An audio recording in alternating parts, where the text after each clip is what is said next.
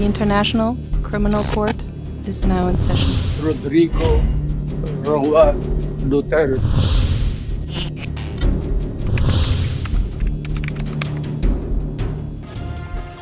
Hiniling ng Office of the Prosecutor ng International Criminal Court sa ICC Appeals Chamber na ibasura ang apela ng kampo ni dating Pangulong Rodrigo Duterte para sa kanyang interim release.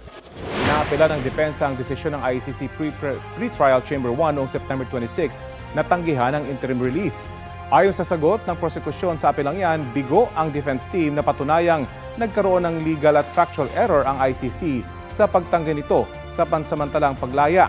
Anila, hindi nagkamali ang Pre-Trial Chamber 1 na ibasura ito para matiyak na humarap si Duterte sa mga pagdinig.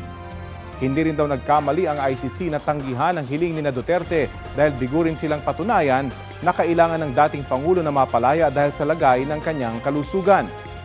Pinuna rin ang prosekusyon ng anilay offensive at walang basehan na pahayag ng depensa na iniutos ng ICC ang pagpapanatili kay Duterte sa kulungan para magkaroon ito ng aktibong kaso. Wala pang desisyon ng ICC sa apela ng kampo ng dating Pangulo.